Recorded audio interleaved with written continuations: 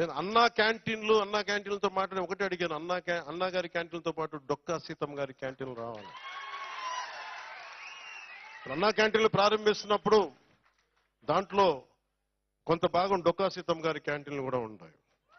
దేనికి పెట్టుకోవాలి డొక్కా సీతమ్మ గారి? ఎందుకంటే అసలు మనకి ఈ రోజున ఒక పూట భోజనం పెట్టడానికి హోటల్లో పెట్టేయచ్చు, కొని పెట్టేయచ్చు. ఆ రోజుల్లో కట్టెలతో వండాలి, వర్షాలు. అలాంటి సమయంలో ఆవిడ కూర్చొని అమ్మ సీతమ్మ ఆకలి అంటే కూర్చోబెట్టి అన్నం వండి పంపించే, లంకల దగ్గరికి వెళ్ళి కూడా ఆవిడ చేసేదంటే, అలాంటి విలువలున్న మనుషులు మనం గుర్తు తెచ్చుకోకపోతే సమాజం విచ్ఛిన్నం అయిపోతుంది. సో నాకు పిఠాపురం నాకు నిజంగా కొన్ని 2009 నుంచి నన్ను అడుగుతా ఉన్నారు, మీకు నిలబడతామంటే నాకు నిజంగా నాకు చెప్పాలి ఎక్కడి నుంచి పోటీ చేయాలి. నాకు పోరాటం చేయడం ఒకటి తెలుసు. నాకు దాంట్లో గెలుపులు ఉంటాయి, ఓటములు ఉంటాయి, లేదంటే పదవులు ఉంటాయి, నాకేం తెలియదు. నాకేంటంటే ఏడుస్తున్న మనిషి కోసం నా వంతు ఎంత నేను కృషి చేయగలను, ఎంత నిలబడగలను, ఇంతే నా థాట్. దశాబ్దంన్నర నలిగిపోయా.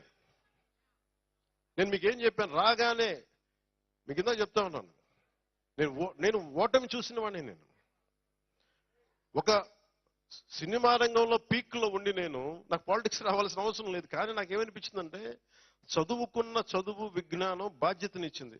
నువ్వు పొట్టి శ్రీరాములు గారి త్యాగం మీద నువ్వు జీవితాన్ని గడిపేసి, స్వాతంత్ర సమరయోధులు త్యాగం వల్ల నువ్వు జీవితాన్ని గడిపేసి నువ్వేమి తిరిగి సమాజానికి ఇవ్వనంటే నీకు కుదరదు. అది నా అంతరాత్మ చంపేసిందని. దానికోసం వచ్చాను రాజకీయాల్లోకి.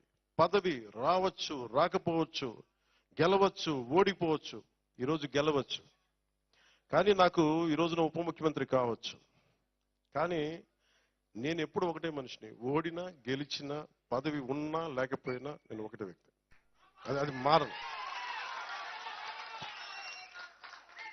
2014లో కూటమి గెలిచినప్పుడు నేనేం ఆశించలేదు, అందరి కోసం పనిచేసి పెట్టాను. రాష్ట్ర ప్రభుత్వం బాగుంటుంది, ప్రజలు బాగుంటారు అనుకున్నాను. ఆ తర్వాత మీకు పర్యావసనాలు తెలుసు. 2019లో ఒంటరిగా పోటీ చేశాం, నలిగాం, ముందుకెళ్ళాం, నిలబడ్డాం. 2024కి ఎలక్షన్ రిజల్ట్స్ వస్తా ఉన్నాయి. మీరు మాట్లాడుతున్న మైక్ ఇచ్చానా?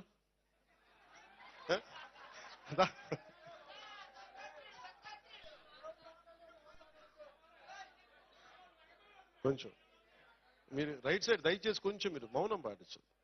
ఎందుకంటే మీరు మాట్లాడుకునే అడిగితే మైక్ ఇస్తాను, నేను కూడా వింటాను. మైక్ పంపించండి.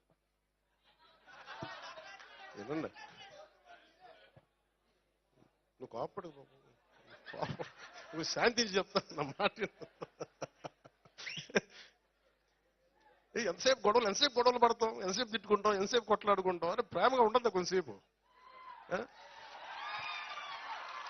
2024లో మన ఎన్నికలప్పుడు నేను ఆలోచిస్తున్నాను, రిజల్ట్స్ చూడాలా వద్దా, నాకు పిఠాపురం నన్ను గెలిపిస్తా లేదా, ఓకే ఏం లేదు నేను అనుకుంటున్నా. ఓడిపోయినప్పుడు నేను ఆ రోజుకు టీవీలు చూడలే, నేను ఒకటే పెట్టుకున్నా. నిజంగా ఇరిటేట్ చేస్తున్నాను ఇక్కడ, ప్లీజ్ మీరు దయచేసి మీరే please I request you either you stay are leave. మీరే తప్పది మాట్లాడద్దు. ఎవరో తెలియదు నాకు, అక్కడ బయటికి వెళ్ళిపోండి ప్లీజ్. తప్పది.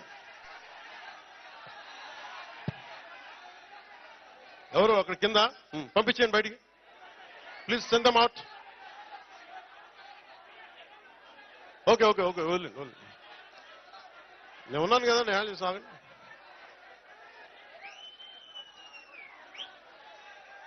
ఓకే దయచేసి కూర్చోండి. ఓకే దయచేసి కూర్చోండి. Either you maintain silence or please. Okay మా దయచేసి ఓకే వదిలేండి. 2000 నాకు రిజల్ట్స్ టీవీలో చూడాలా లేదా నేను కూర్చొని ఆలోచిస్తా ఉన్నా. నాకేమనిపించిందంటే, కూటమి అఖండ మెజారిటీతో గెలవబోతున్నది నాకు అర్థమైంది, నాకు తెలుసు. నేను ఏమి టీవీ చూడను, నేను ఒక్కడిని కూర్చున్నా, ఏదో పుస్తకం చదువుకుంటా ఉన్నా. ఎవరన్నా సరే వచ్చి నాకు చెప్పండి, మనం